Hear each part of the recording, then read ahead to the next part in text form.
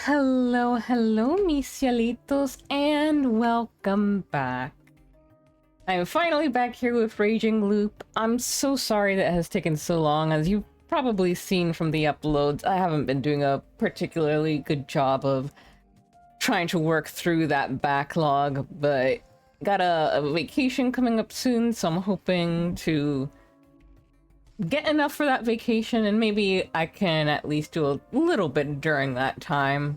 But yeah, both work has taken up my time and also the initiative has been so hard to find. But let's just go ahead. First extra. I don't know how long these are. I'm hoping to maybe aim to do an episode, but if they're shorter, I'll do more. We'll see. Huntress versus Bear. Illusion/comedy. The land of the Great North brings with it a trial, a fight with a new god, the bizarre adventure of an unfunny hero and swindler. Now this is a predicament. It really is. I, Haruaki Fusaishi, and she, Chiemi Serisawa, were in a predicament. Wow, what a cliched phrase. It's so shitty. Hold on. Pretty women shouldn't say shit. Oh, so I'm a pretty woman. You really think we should flirt just because there's no one else here? She was the only one flirting here, but anyway. Yeah. The fact that there was no one around was actually risky to us. When I'd gotten lost in the Kachihara area, Mount Tsuranashi, otherwise known as Shinai-san, but that wouldn't last much longer. I felt like I was in a lot of danger. But this time, the danger was completely different. First, this wasn't a mountain, but an endless plain with an endless forest on an endless road. Looks beautiful. But, yeah, endless not great. Everything was endless. As we talked about whether this was really Japan, and whether the land was testing us, we'd gotten lost on a forest road. Naturally, there was no reception here. It wasn't nothing magical, though. We were just too far from civilization. And, well, my bike was broken. The engine had made an ominous noise and stopped providing power properly. It felt dangerous, so I stopped driving and it fell completely silent. We were stuck in the middle of Mother Nature. This was Hokkaido, the northernmost part of Japan. It was an autonomous region and an island with a surface area 40 times bigger than Tokyo. It was the breadbasket of Japan and a mecca of agriculture, forestry, and fishing. Why were we here, you wonder? On a whim, of course. Let's go as far away as possible. You got it. And that was all she wrote. We'd been riding my bike ever since Chiemi infiltrated my home and workplace. We went up north, then took a ferry in Sendai to Hokkaido. While being jostled around by the boat for a whole day, I did consider whether going as far away as possible was a good idea. But the difference in air and scenery we found once we disembarked swept all those doubts away. This was definitely a special place. I could totally understand why so many people insisted on spending money and time going on bike trips to Hokkaido. The experience of escaping the heat of Honshu and going through a pleasant open space full of life was precious. Naturally, the trip was great up until this happened, but we were now at a significant risk of changing our minds. But I learned maintenance in case of events like this. I even have some tools. Oh, you did say that. To think you were so undependable back then. I can hardly recognize you. Crap, this isn't fixable. Well, that was quick. You're really great at disappointing girls, huh? No, I mean, look. Whoa, it's completely busted. And look at this fluid. It's so wet. And yet, it still tries to work. What a slutty bike. You were doing that on purpose? Don't underestimate my pervertedness. Jokes aside, this is pretty bad. Did we hit something? The tube providing coolant had completely fallen off. Hell, the metal parts supporting it were destroyed. I had no memory of hitting something. It wasn't bent in any way, and the damage was very clean. Might be an early failure. Whoa. That sucks. And it's new, too. Well, at least we know exactly what's wrong. We'd lost the coolant, and the engine had overheated. And that was that. Unfortunately, I couldn't connect this pipe properly, but I could just barely fix it with the duct tape I had. For now, if I cooled off the engine and found some water nearby to replace the coolant, we could continue going, even if the water leaked. So, do you have anything we can use for water? Yep. Hokkaido was a long trip, so we didn't come completely unprepared. There were some plastic containers on the bike that made it look pretty uncool, and Jamie had a rucksack on her. They had some food and clothing for colder climates inside, and one of them had 2 empty 2-liter plastic bottles. It was pretty hot yesterday, so we emptied the sports drink inside, and just kept it with us. It was cloudy and chilly today. It was better than blazing heat, but that caused me to forget to get some water.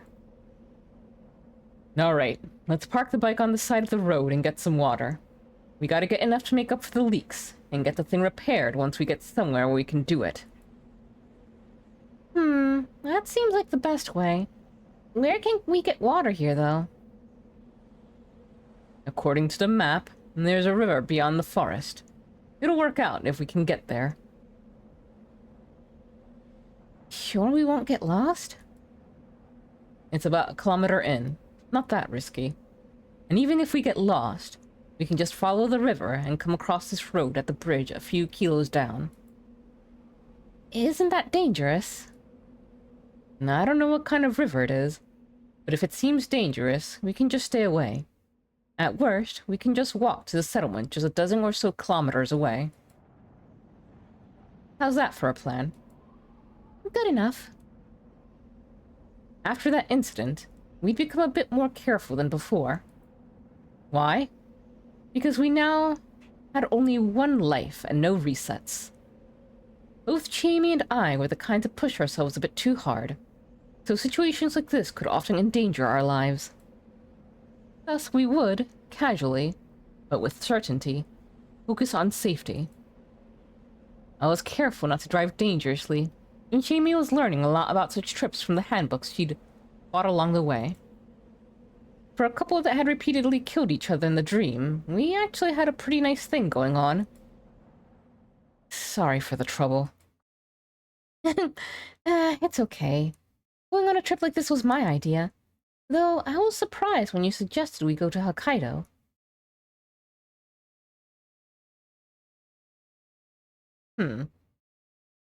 Seriously. Sorry. Honestly, it's kind of my fault for not saying anything about it until it was way too late. Exactly. I was waiting for you to say something, so why didn't you? What's with the setting 180? Don't you understand that this is the sort of thing that makes it hard for us to stay honest? I just want to implement some hardcore entertainment in all of my communications. So you're Kamchatking Chicago while using compliant dolls of Ilsas and Lothringen as rainmakers? What sentence did I just read? One sec. I need to look up some of this stuff.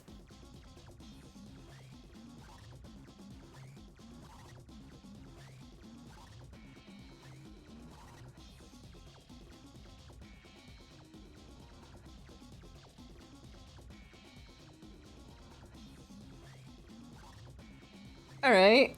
No.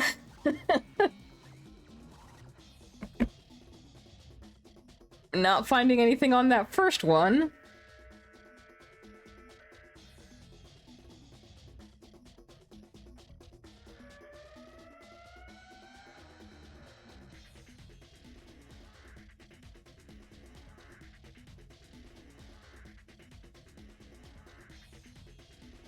Okay. Alright. I don't know what's being said here. Yeah. Oh, yeah? Oh, okay. A brown bear. A mature one weighted between 300 and 500 kilos. They were the apex of land animals in Japan. Omnivorous, but loved meat. Special skills, bear claw and bear hug. I heard that bears are calm by default. He should run away if we make sounds that don't startle him, like... I am Shamie Sawa. I'm covered in oil and delicious. Shh. Ow! That sound put her in peril. Run, you dumbass! Seeing Shamie scream and run brought me back to my senses. Why was I joking around with a bear? Ah! Don't turn your back on him! They chase after you when you do that! What if I do the bridge run? You insane blockhead! Should I just abandon you? I'm sorry!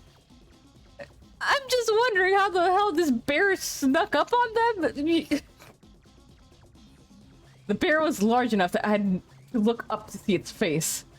Standing up, it was over 3 meters tall. It roared and flailed its arms towards the bike. He's interested in the bike. Let's run now. Run where? I don't know, but just don't stop. The young couple ran backwards through the endless forest. Oh, the bike toppled. Please stop. I ran. Once the bear was out of sight, I turned around and ran as fast as I could. I was the first to run out of breath, but Shamie was becoming exhausted herself. I was pretty sure we'd ran about 3 full kilometers. Let me process the situation. Go ahead. We were attacked by a brown bear. Yeah. Is that it? Yeah, looks like your comments don't actually make me feel much more alive. They don't? Sorry, Haruaki-san, but the fatigue and stress are kind of more important than that right now. Sorry. Honestly, the sudden appearance of a bear at that timing made me feel like I was trapped in some kind of comedy movie. The North must be pretty messed up to send out a brown bear as a joke. Honestly, I still don't know what to make of that. It's a brown bear! Let's stop for a sec. You're underestimating bears. If they feel like it, they can become obsessive hunters. We gotta find people! Hi, buddy. And there's no guarantee that just one of the... Where are the cameras? The appearance of the second made Shamie lose her grip on the situation. I grabbed her by the collar and started backing away. The new one was smaller than the other and didn't seem all that aggressive. Was it female? The way she tilted her head was actually cute. But this was actually a wild animal. She would probably kill us while thinking something like, oh my, what's this strange meat? Seeing the panicking humans before her made her realize the danger. And to us, that was more dangerous than any moment in the feast of the Yomi Purge. As we ran, the second bear chased after us. Were it a human, we could sing it a song about bears and run off. But that wouldn't work on this beast. As Shamie panicked, I calmed her down, then thought of a way to get out of this. Of course, there was a golden rule for getting away from a bear. I took off the bag on my back and threw it at the bear. Naturally, the bear followed it with interest, buying us some distance. Lots of it, even. We gonna get the sun now? Ugh, I think we're far enough. Upon saying that, I realized I fucked up. I knew where this was going. Wait, how? This wasn't a manga or a game, right? There was no way that'd apply. My thoughts were still in fiction creation mode. That had to be why I was acting so weird about this.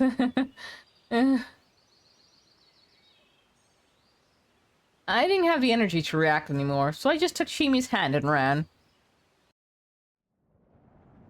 I hated TV culture and the humor of its comedians. Both would be useless in a fight for survival in the wild. They would just waste my energy turning decisiveness into jokes. I knew that was unreasonable, which seemed to show that I was saner than Shami at least. If I survive, I'll trash all the TV sets that did bear pranks, and all anime with bears in them. No, Yurikuba Arashi! She charged as fast as she could, and her voice was dense with madness and seriousness. Crap. I needed her to stay sane. And no, I wouldn't destroy bear anime. Their lives would be in danger. Especially the yellow one.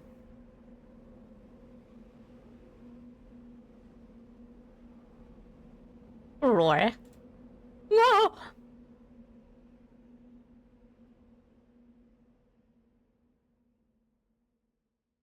Again?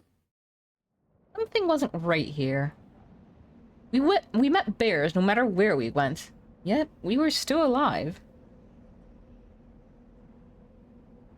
Incidentally, we'd left the road a long time ago and were now lost in an unfamiliar forest. That made the likelihood of running into bears all that much higher. What the hell was this? Bear world? A trap of some kind? Were we being chased into our deaths? Oh, if only we had God to help us this time.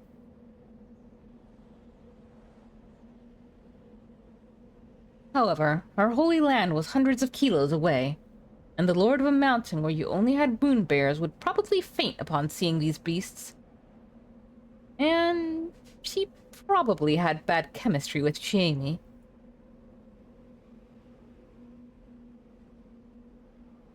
Oh no! Jamie had said that, right after the incident, she'd left Yasumisu and returned to college. Though she no longer thought that she didn't belong there, she didn't consider Yasumisu to be her ultimate home. Also, well, she probably cared about me too. That was why she got in touch with Mitsuji and became friends with her. Human relations sure were something. Oh no! What I wanted to say was... that was the reason why I thought she and God wouldn't get along, since God was basically tied to that general area. After that incident, Shiemi had been able to settle the score with God and change her perception of the concept. However, that didn't mean that she could get along with her. Unlike her, I couldn't see God, but I figured that she no longer loomed over her.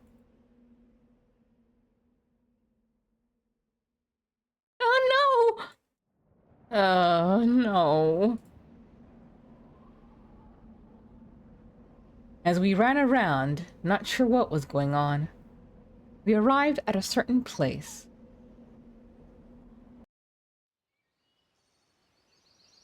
It was pretty large. Half of it was basically a rock large enough to look up at, while the other half was countless withered trees. Though they were just 2 to 3 meter long wooden sticks that were placed against the rock. The materials were natural, but the result sure wasn't. I felt a similar thing like when I saw the Okiba. It seemed to blend in with the environment, but it was clearly somewhat unnatural. I looked around, all alert.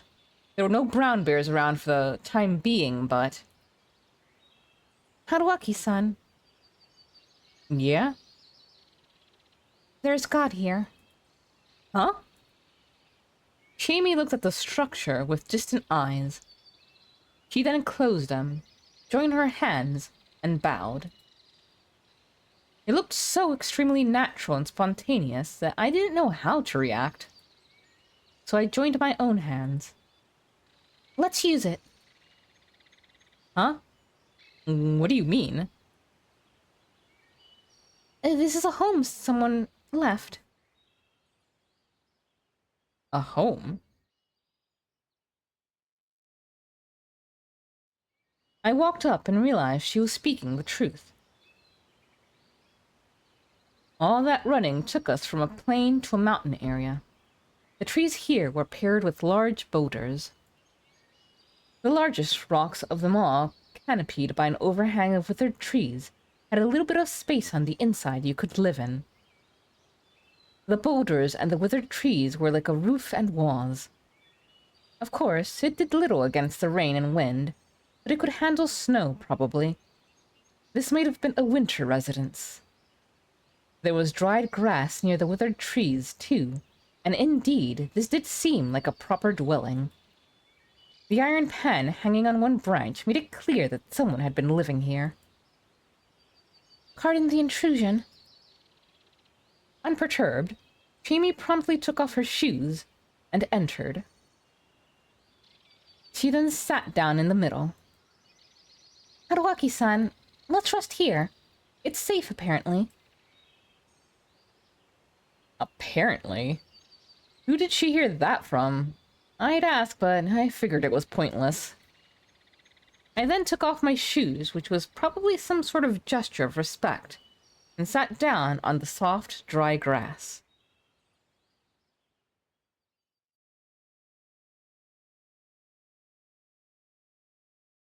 Though the only thing separating us from the outside were rocks and withered trees, the inside felt a bit different than the outside. It actually felt like a peaceful place to rest.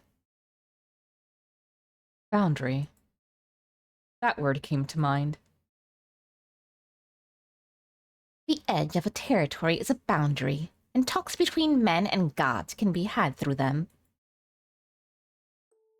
I'd realized, that the god in that incident that Shamie was afraid of was a kind of information-based organism. It was hard to admit it, but it had a human-like awareness and intelligence, though I wasn't sure about a sense of identity. Anyway, unlike other organisms, it didn't need a body, DNA, or any physical memory storage to sustain its life, its information. It used some way of recording itself in natural and artificial objects as elaborately concealed information. Then, when recognized by intelligent organisms, they would influence their consciousness and become manifest. Then, the affected human would leave God behind in some way and spread effectively living on. It reminded me of a famous horror novel, the one about the dead person who appeared on a cursed video. The movie version was famous for its representation of ghosts. The theme of the original novel was the ever-spreading, evolving, visual information. Video was itself a type of data, too, and conversion flaws, editing, and changes in film were like DNA mutations. And the curse spread through fear by stimulating people's egotistical life functions. Since it couldn't multiply by itself, it made others spread it instead. In that sense, it was much like a virus. Viruses, too, were creatures without much besides their DNA. They were barely alive. So they hacked living cells and just copied themselves. What a hell of a survival strategy. God was like this too. The only difference was that God was righteousness, and spread by manipulating people's needs to be right as an intermediary.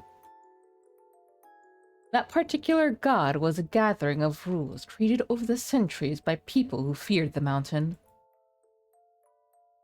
The mountain couldn't be looked down upon.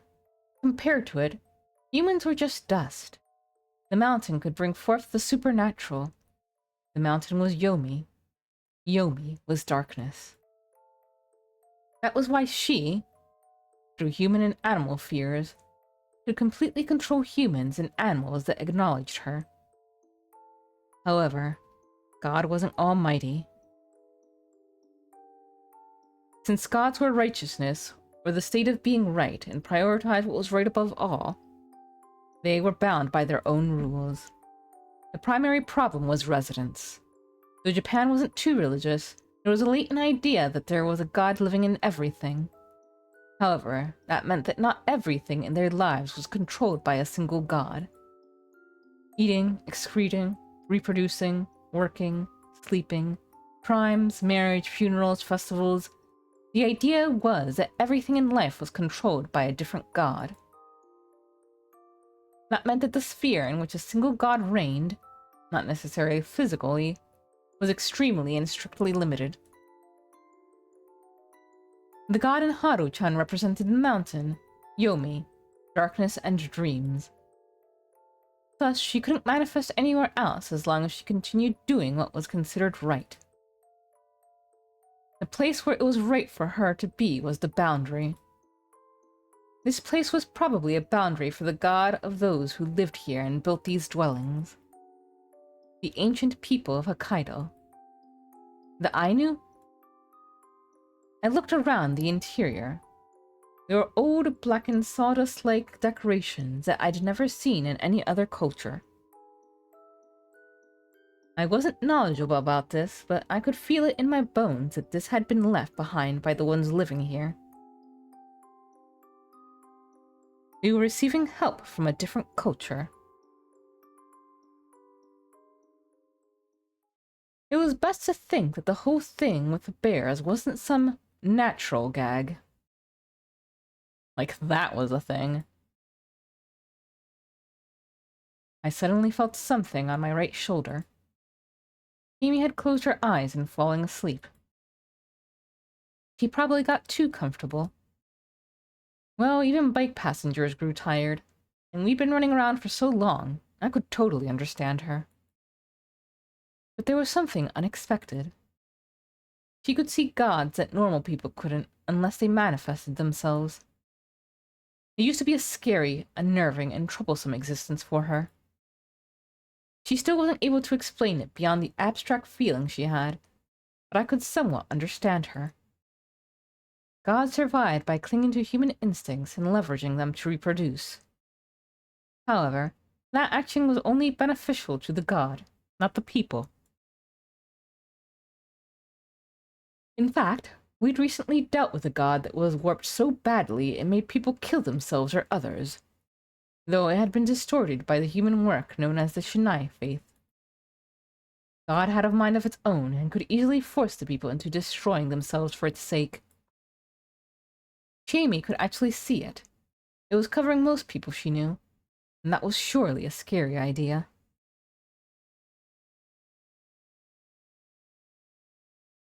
I was sure I'd been scared of and hated God if I was in her shoes. I'd wanted to set my own rules after all. Jamie said that I had no God on me, and that was probably true. I had no sense of right and wrong. The most I could do was copy other people's rightness. Being fixated on my own rules instead of what was right was probably my way of rebelling against God. But rebellions often failed, and that was why I'd ended up housing God inside of me a few times. If I'd lived in that mountain alongside Rikako-san, I might have become a righteous person, too. Though with Rikako-san, I couldn't be sure. He might have infected me with her arrow-grotesque god and turned me into her demonic servant. That actually didn't seem that bad. I was pretty interested in destroying Japan when Rikako-san's sexy ass alongside me. Alright.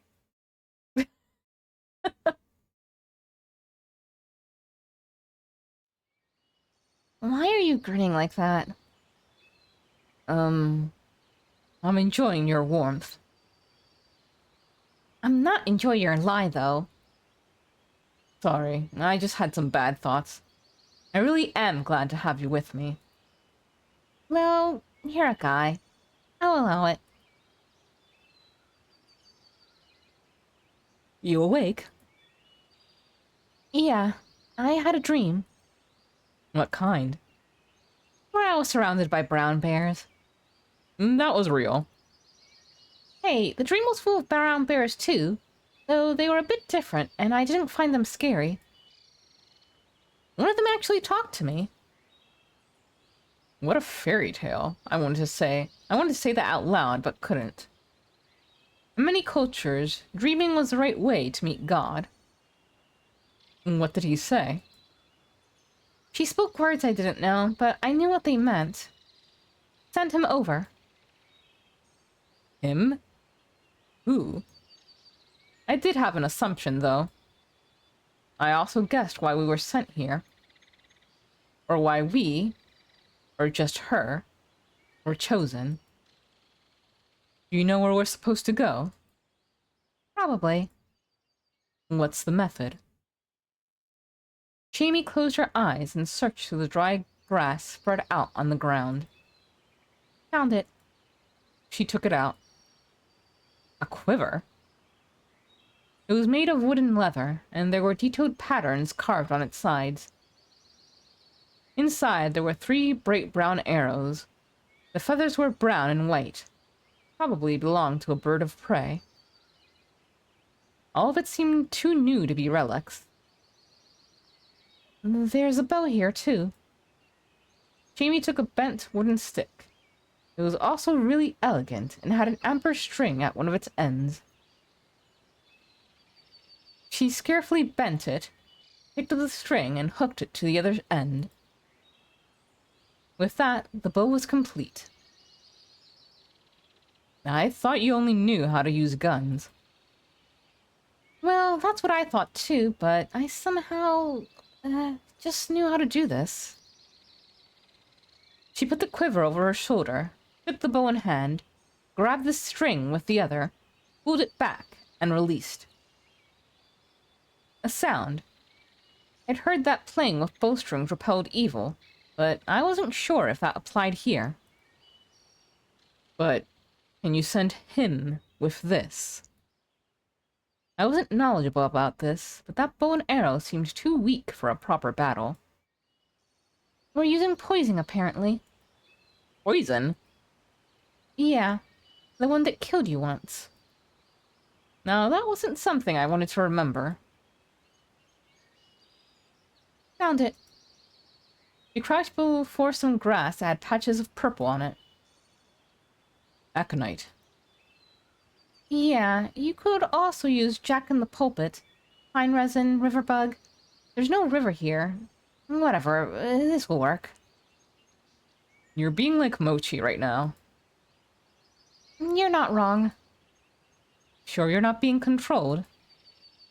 Yeah, I just feel that the brown bear in the dream taught me this. I see. It was divine info, and I knew various ways through which it could be passed on. One example was the methodology behind the feast, which was too thorough for it to be word of mouth. I couldn't perceive the god here, or the bear dream Jamie had seen. Dream bear, maybe they meant? The talent for seeing God might have been more powerful and profound than it first seemed. I'll dig. Thankfully, I still have my biking gloves. Better than doing it barehanded. You sure? Yeah. I can't do much besides help, after all. Huh. Well, you're helping, but I want you to help me with something more serious.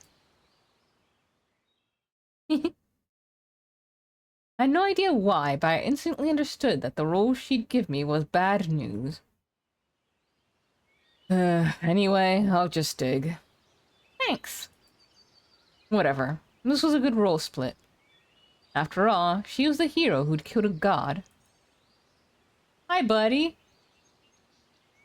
As I dug up the aconite, I realized there were brown bears watching over us from a distance. Just watching, though, not closing in. We knew they meant no harm this time, so neither Chamie nor I were afraid. I just understood that this was just the kind of place it was. I brought back the poisonous plant, and we placed her extract in one of the plastic bottles.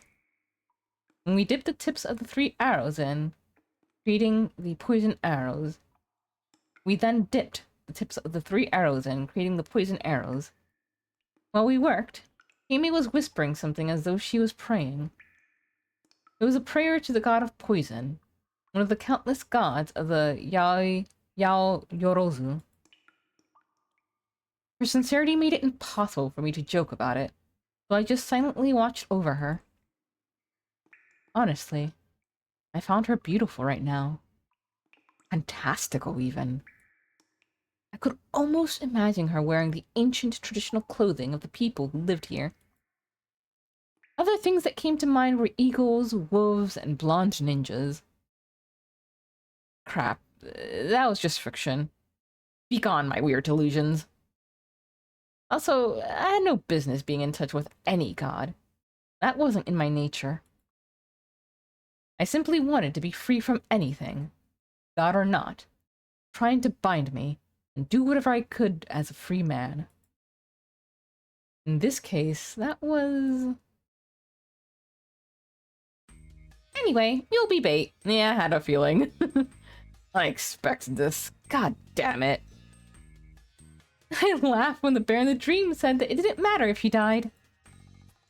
Why do gods look down on me so? Well, I could understand them, though. Anyway, I parted ways with Jamie and started looking around all by myself. Now, I was actually just carefully moving forward.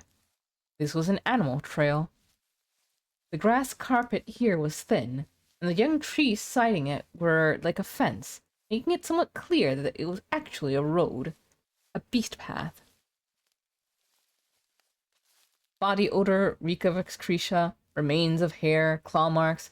It had plenty of info for you to conclude that this was beast territory. Unfortunately, we humans weren't sensitive enough to catch such hints. Thus, it was easy for us to get lost on the beast trail. It wasn't meant for human feet. It led to the realm of the mountain god. However, I didn't feel like I could get lost here. The gazes of the brown bears at the sides kept me on the road. That meant that I was on the right path. This was the path once crossed by the god we hunted. Jamie was hiding about 100 steps behind me. Now I just need to wait until it showed up.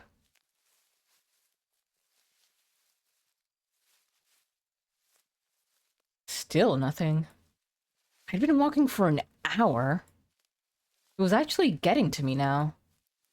Was Jamie still behind me? Hell, was the divine mission she'd been giving even right? What if we had to do something completely different? Like, sacrifice me, for example. Well, I really didn't think I was hated enough to become a target right away, but still.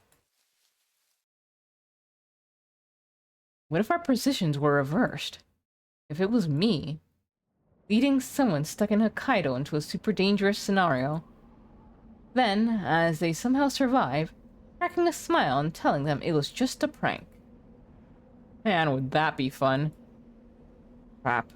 I was actually worried right now. I wasn't sure if I could survive if someone got back at me for what I usually did. I turned around and headed 100 steps behind me, to Jamie. She wasn't here! She actually abandoned me! I shouldn't have trusted her so easily. Right. She'd said she'd be my enemy. Our relationship was all about who could fool the other more. What was I to do now? How could I survive this? I heard a growl behind me. Don't turn your back on him! They chase after you when you do that! So that was it. Basically, I was going through one of those myths where turning around meant defeat. God's passage showed its true form when you turned away. And I had just turned around and walked 100 steps to find Jamie. My back had been exposed to the anomaly. Knowing that it was too late, I faced forward again. What I saw there was a way too large brown bear, covered in a black miasma.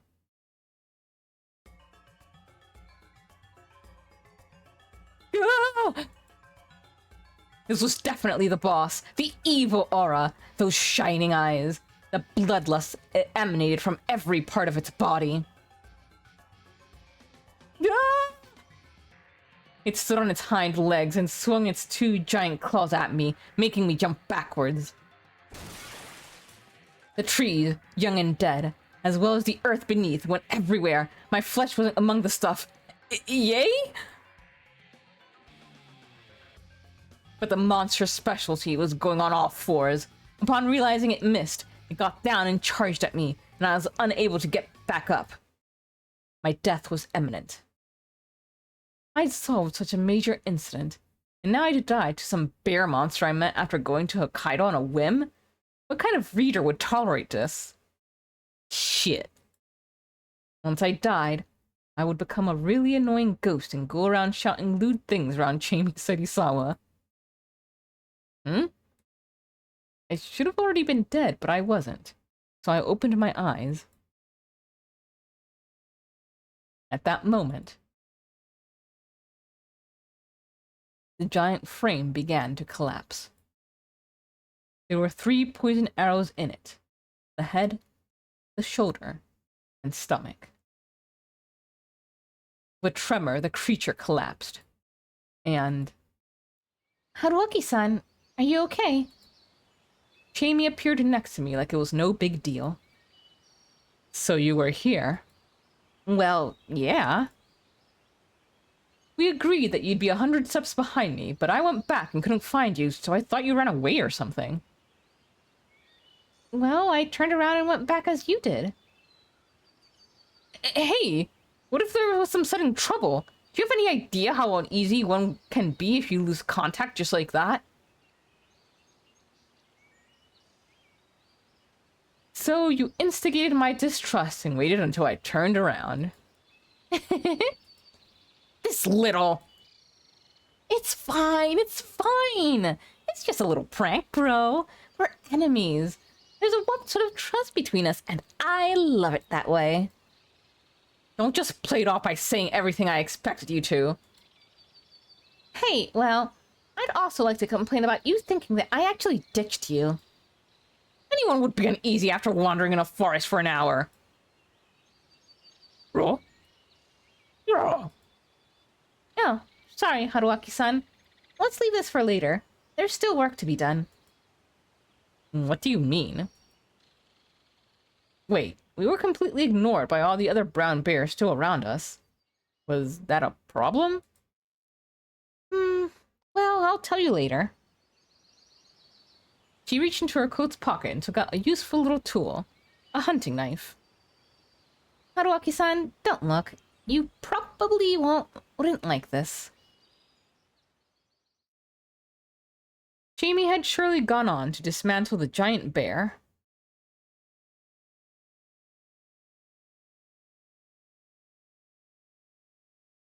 I knew from the incident that she knew how to do that. I had no idea why this action was so significant.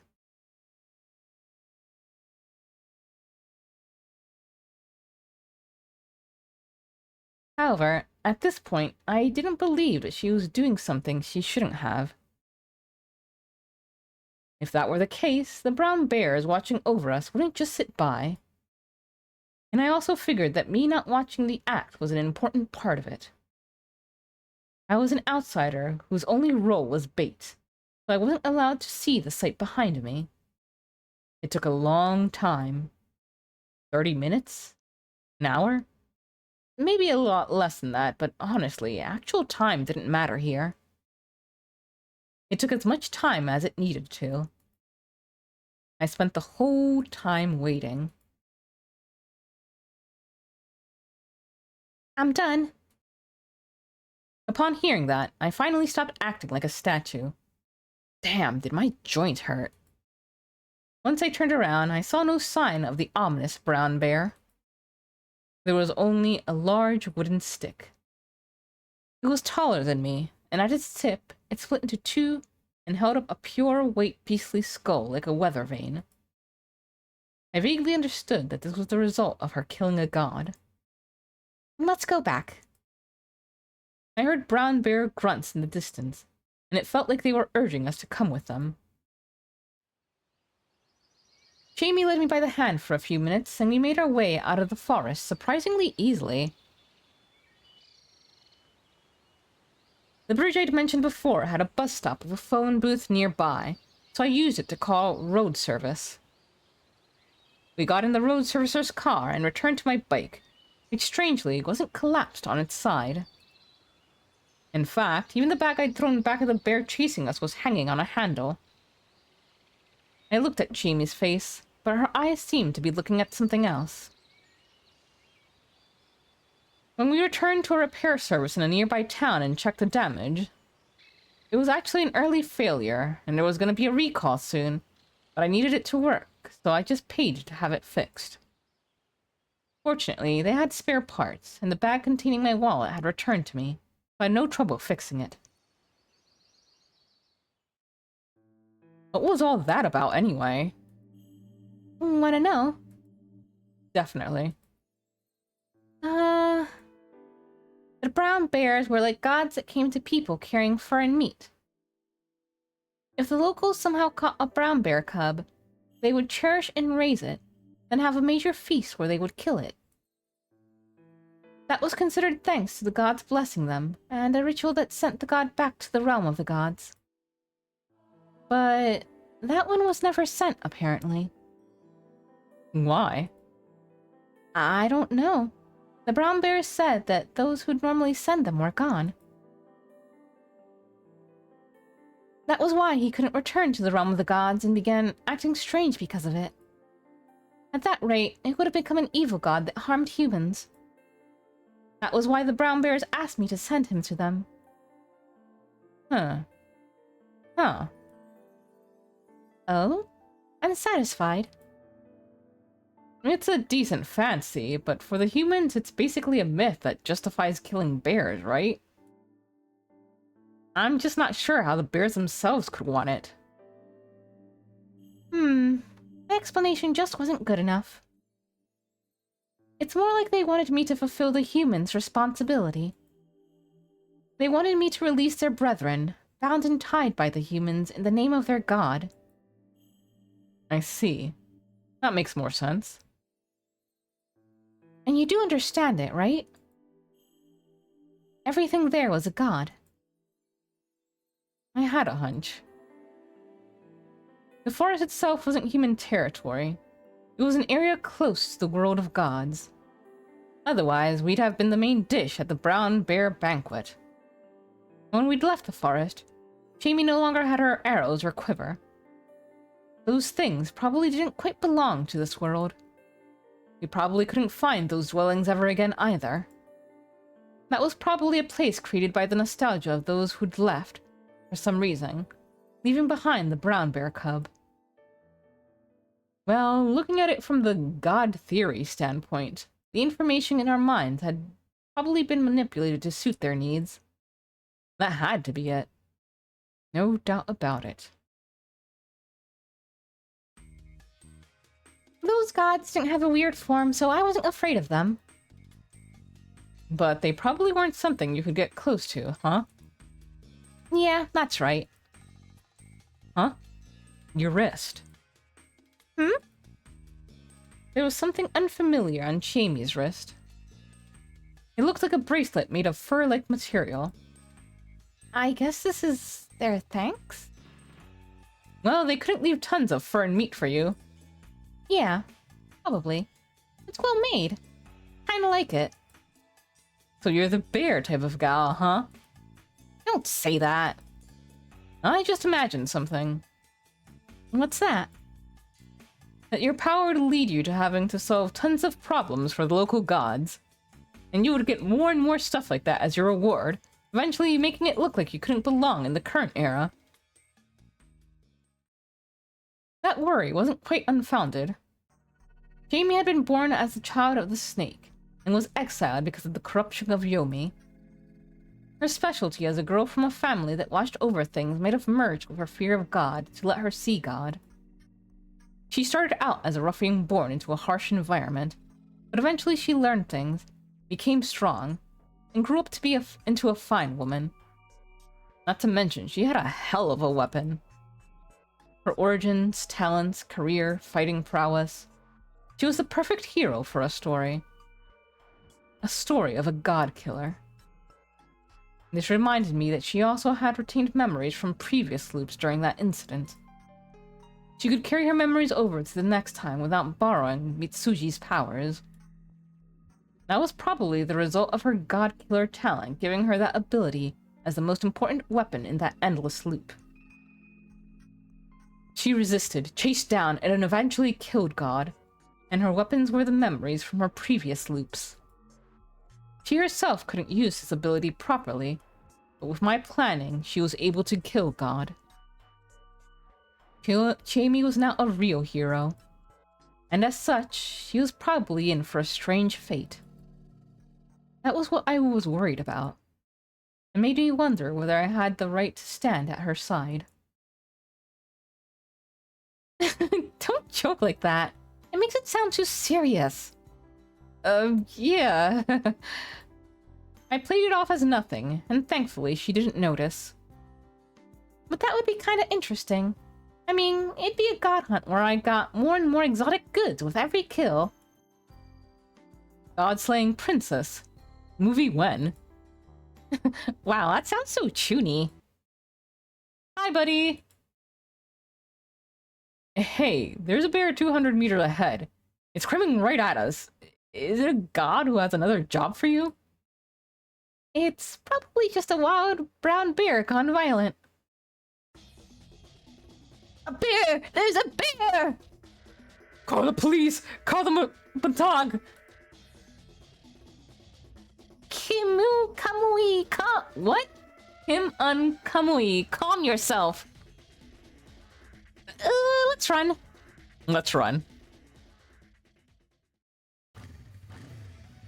And so we experience another divine, paranormal, incomprehensible scenario.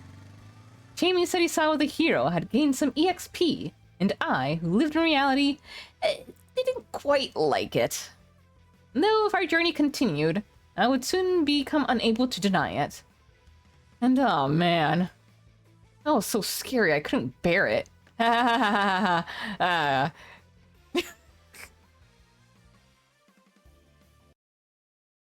Well, that was one story. I was a little unsure of it at first, but I did like... You know, I did like insight into a different mythos.